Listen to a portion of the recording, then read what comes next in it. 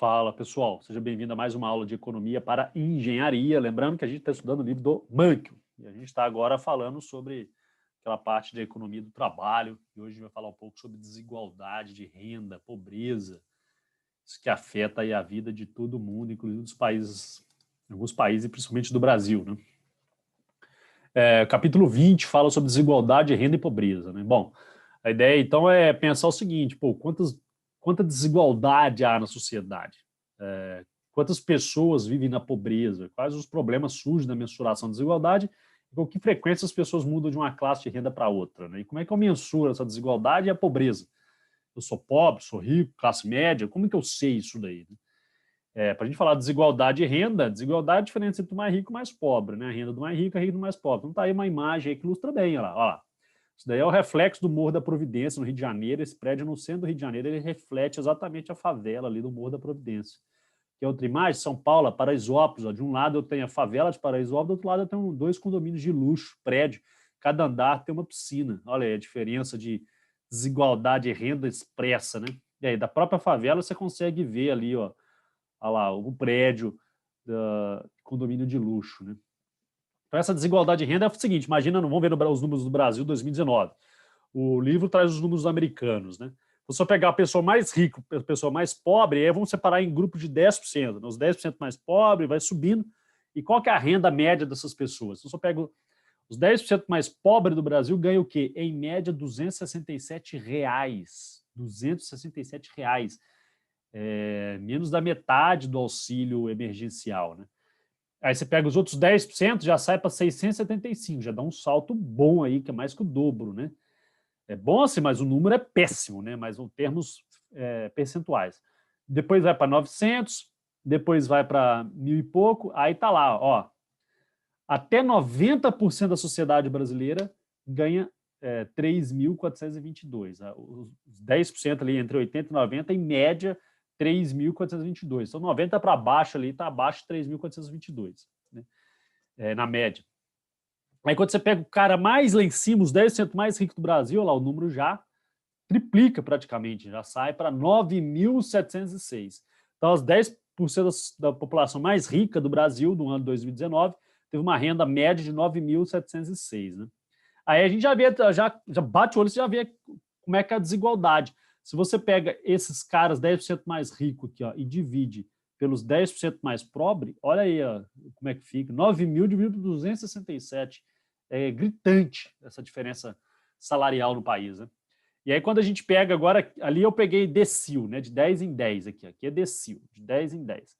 Quando eu pego quintil, o que é quintil? De 20 em 20.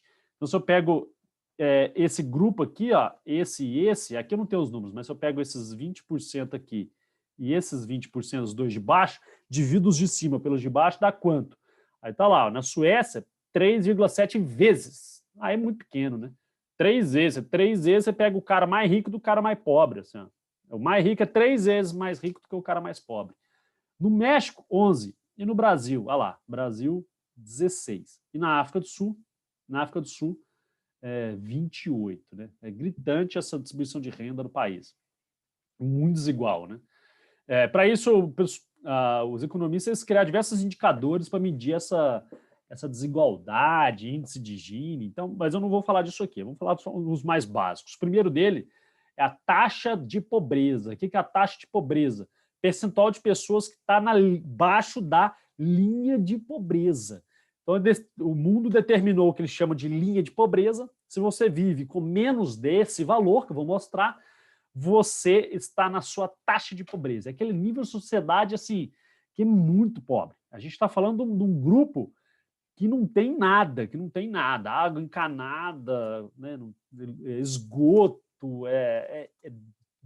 assim, é situação complicada. Então, você pega, qual que é essa linha da pobreza? Era $1, agora é 1,9 dólares por dia. Aí você, poxa, se a gente arredondar para $2 vezes 30, a gente está falando de $60 por mês. Num dólar a R$ 6, né? 6,36, já fala de R$ 360. Então, ou seja, é R$ 300, R$ 400 no máximo por mês. A gente já viu ali que 10% da sociedade estava 200 e pouco, né? Aí quando você pega o mapa do mundo, esse número está desatualizado, 2011, olha lá. Se eu pego aqui, ó, o Brasil está aqui, ó, olha lá, de 1 a 5, não deu para ver aqui, mas de 1 a 5% da sociedade vive abaixo de 10% praticamente, aqui está meio fora. Agora, quando você pega aqui na África, olha só, gente, olha isso aqui, ó. Isso daqui a gente está falando de 80% da sociedade vivendo com menos de R$ 300. É uma coisa que o mundo precisa refletir bem sobre isso. Olha só como é que políticas governamentais geram isso daqui. Ó. Olha só, política governamental, o país é dividido em 2 países. Ó. Política governamental gera isso. Ó. Dá uma diferença grande. Olha aqui também dá para ver. Ó. Dá uma diferença grande entre o mesmo terreno, política do governo mudou bem. Né? Olha lá só, lá né, aqui também. Ó. É triste demais. E aí vamos ver no Brasil, ó, qual que é o número, não percentual, número de pessoas que estão abaixo da linha de pobreza, per capitamente por $1,9 por dia. Olha só, era 9 milhões de pessoas, a gente tem 14 milhões de pessoas aproximadamente. Aí, esse número aqui reduziu em 2020, porque a gente está falando de 1,9, que dá o quê? Dá R$ 350, próximo disso daí, varia o dólar, né? Mês.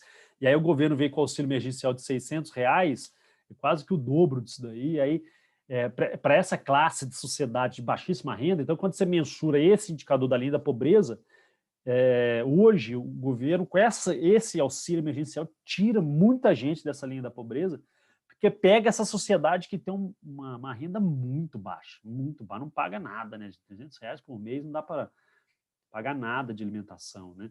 A gente está falando de $1,9 por dia. Isso daí dá 2 vezes 5, 10, R$ 15 por dia. Você não precisa se alimentar, né? É muito pouco, R$ 10 para você alimentar por dia.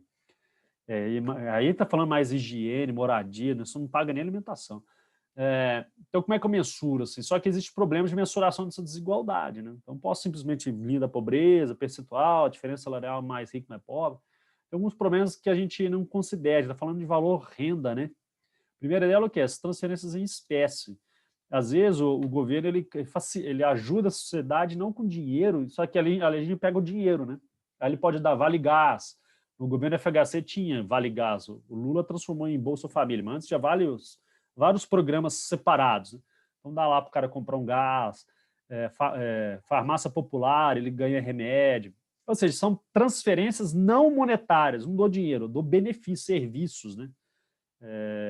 Almoço gratuito, corte de cabelo gratuito pelo Senai, não sei o quê. Então, são serviços assim que você não paga e não entra nessa conta, né? Moradia e assim por diante. Agora, tem também o quê? Efeito de ciclo de vida econômico. O que é o ciclo de vida econômico? Sociedade, quando a gente pega, a gente está jogando todo mundo, né? Mas assim, a gente pega a pessoa mais nova, ela entrou no mercado de trabalho agora, ela vai ganhar um salário mínimo, menos de um salário mínimo. Aí, se ela fizer um curso superior, né, ensino médio, fundamental, superior, para lá, ela aumenta essa renda. Então, se a gente pega por faixa etária, esses números mudam, né? Então, quando a pessoa é muito nova, quando ela é criança, ela não ganha nada. Quando ela é muito nova, ela começa a ganhar pouco. Aí o salário aumenta. Então, você pega ali entre 40, 60 anos, você está no ápice ali da carreira das pessoas. Então, essa realidade é um pouco diferente. Então, eu tenho problema de mensuração aí dessa desigualdade. Né? Outra questão também é renda transitória e renda permanente. Uma coisa é o cara ter um salário que ganha sempre o mesmo valor. Outra coisa é o cara é produtor rural, e aí tem um momento que dá uma geada, aí a produção dele fica ruim, a renda dele diminui. Ou então tem um momento de safra muito boa, aí sobe a renda dele. Então tem problemas de ciclos econômicos aí, né? E aí o que acontece? Muito tempo os economistas, os filósofos aí ficam discutindo, poxa, qual que é o papel do governo para essa desigualdade econômica? O que o governo pode fazer, o poder público, para impedir com que haja essa desigualdade e melhore a qualidade de vida das pessoas? Né? E aí, os filósofos, a gente tem 3 correntes teóricas. Né? A gente tem o utilitarismo, o liberalismo e o libertarismo. O utilitarismo é o quê? É uma filosofia que se baseia na utilidade. Utilidade é a medida de felicidade, ou seja, a sociedade, o poder público, o governo, ele tem que buscar maximizar essa utilidade da sociedade, fazer com que as pessoas se tornem mais felizes. E aí a utilidade ela é decrescente, ou seja, se eu der R$ 10 na mão de uma pessoa que tem uma renda muito baixa, eu vou aumentar muito a satisfação e a felicidade dela. Agora, se eu tirar esses R$ 10 de uma pessoa que tem um salário de R$ 1 milhão por mês, um diretor de banco, não é nada, R$ 10 não é nada. Ou seja, não reduz nada da utilidade dele, mas aumenta muito a utilidade de uma pessoa de baixíssima renda. Então, a filosofia trabalha justamente nesse sentido.